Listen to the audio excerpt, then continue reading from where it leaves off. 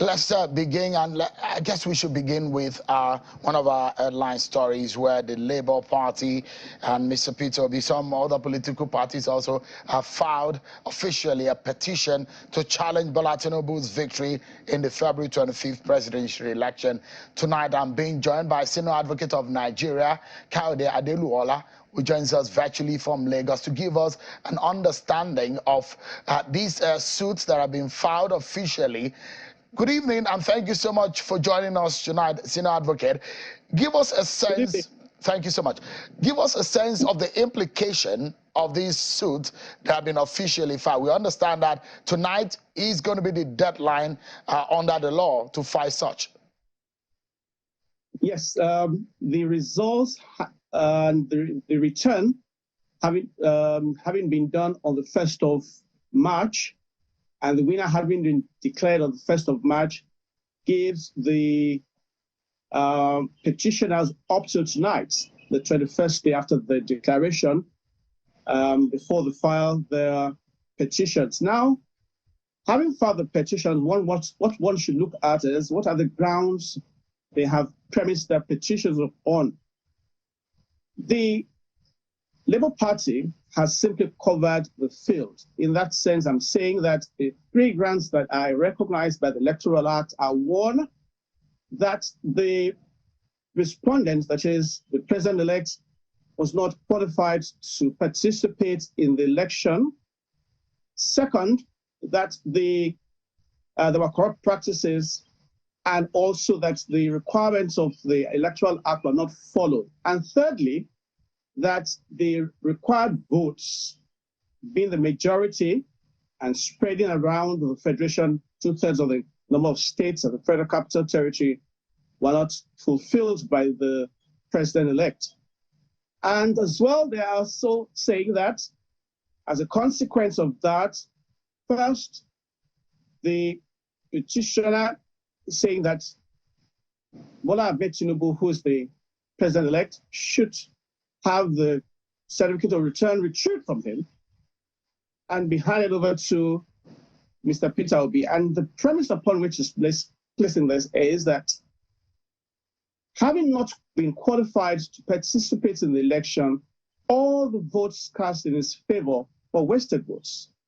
And so if those wasted votes are cancelled, then he emerges as the winner of the election. He has also said in alternative to that, the INEC should simply cancel the election results and another election be conducted. So these are the prayers before the tribunal in summary.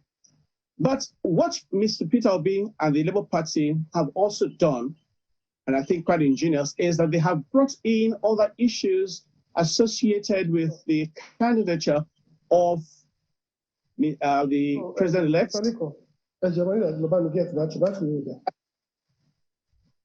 saying that the president-elect had been involved in a matter in the United States of America where funds were forfeited to the state relating to some drug or narcotics transaction. That's one. And second, that the president-elect also had allowed his vice president to maintain two nominations at the time he was going to be contesting for the post of vice president. First, that he had the nomination pending as a senatorial candidate, and then he also had it. So these are a whole lot of things have been thrown into the basket, and I think is a situation in which whichever way APC goes or turns, whichever way Ashwadi Bola Tinubu turns, the Labour Party believes is going to be caught by one or the other. I know that, I mean, being a lawyer, I would not want to drag you into the meat of the matter, but we just wanted our viewers to get a sense of the implication of what Peter Obi and the other political parties have filed before the court, the tribunal. But give us a sense of the implications in the sense of the proceedings and how it will, what does the law say about after filing the petition, what is next? Is it a trial? What exactly are we to expect in the coming days? Now, what we expect in the coming days, of course, if there are no preliminary applications or other pre-election applications, the tribunal will expect that if all papers are in, of course, we expect that the APC and Bola Ahmed Tinubu will file their own response to this petition. And once that has been done, the pre-election applications will take place, if any, and the trial will take place from day to day. But of course, it's going to take place at the Court of Appeal, because that is what is provided in the Constitution, the constitutional provision. The Court of Appeal has the prerogative of taking the petition, and it's only where that is concluded and the party is not satisfied, and then goes on to the Supreme Court. So what I expect is, and what I would urge Nigerians to do, is to follow these proceedings, because I must mention here that as much as possible, a lot of Nigerians are expecting that, well, the judgment will be given in a short while, and then we know who really our president is going to be. But the truth is, they have up to 180 days within which this whole process will take. And once that has been done, a judgment will be given. If parties are satisfied, that's it. If they are not, then they go to the Supreme Court. But in the meantime, I see the council representing the president-elect and his party, APC, and the vice president, looking at the petition holistically and also drafting their own response to each and every paragraph and ensuring that they cover the grounds as well. Let us say quickly, I have just about 2 questions for you, sir.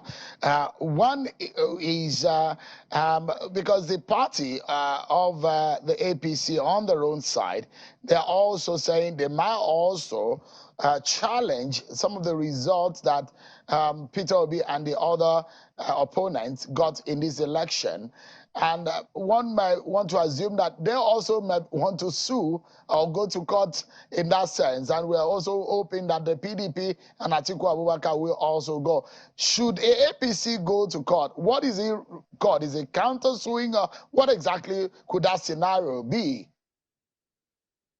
Well, you see, if the APC also has reasons to believe that, in fact, Mr. Peter Obi didn't even score the number of votes accredited to him, about 6 million votes, they would be entitled also to file their own petition. Well, a form of counter petition it would be. But the truth is, the petitions will be heard by the tribunal simultaneously. So I believe one judgment will be delivered to cover the grounds. And then again, whoever is not satisfied will then go to the Supreme Court. But again, let's mention this. If APC and the president-elect also feel that there are areas that Mr. B also hasn't done very well, it's a way of ensuring that even if some of their own votes are discountenanced, they're not shortchanged. Everybody has to ensure that they put everything they have in accordance with the law. All right, but on a final note, I know the connection didn't allow you to land on that thought, but quickly, sir, if you can give us an understanding of what to expect, for example, in the manner in which INEC has handled the governorship election result. We saw what happened in what the PDP candidate in Ogun State said in relation to what happened in Adamawa, in Kaduna State, in Enugu and Abia State. There are similar tendency but different treatment that has been given. A case where a result has been announced and INEC has declared the result. But on that premise, in the Adamawa case, it says the margin of victory is different from the PVC that is allowable to be collected in that area. And there are those who believe that shouldn't the same treatment be given across board? What are your views about this scenario, which is playing out evidently in Adamawa State, for example? For Ogun State, I'd say this. Once a winner has been declared, the matter ceases to be within the remit of INEC. You can only go to the election tribunal. With Adamawa, if the election is inconclusive, then there will be a runoff. And that's in line with the law. So it's not, I do not think it's a question of treating one party differently and another differently. Now, when the results, the difference between the first candidate and the second candidate such that the score is less than what is outstanding, either by way of cancellation in some polling units or the other, then it's regarded as inconclusive. And in such an inconclusive situation, the only thing to do is to have a runoff. But people are very anxious in a place like Abia, for example. They want to know in what way or the other the results will be going. Should the candidate be who has won the election be declared, or should a runoff be announced? People are very apprehensive, and I do not think INEC should delay any further. Whatever decision they want to make should be made as quickly as possible, so that voters do not become very restive. Mr. Kayode Adeluola, Senior Advocate of Nigeria, thank you so much indeed for your time and the perspectives in which you have given to us tonight on these issues. Yes, can I just say one more thing? I'm of the view that INEC should also ensure that members of tribunals are given the necessary facilities they require and that they also are made comfortable. I've heard of a place where members of the tribunal are lodged in hotels. I don't think that's very good. Members of tribunal should not be walking along the same corridors as patrons of hotels. I think this is something I'm going to also be able to discuss with my NBA presidents, and we need to look at this very carefully. Thank you very much. Thank you so much, Mr. Adeluola, Senior Advocate of Nigeria, indeed, for your thought there.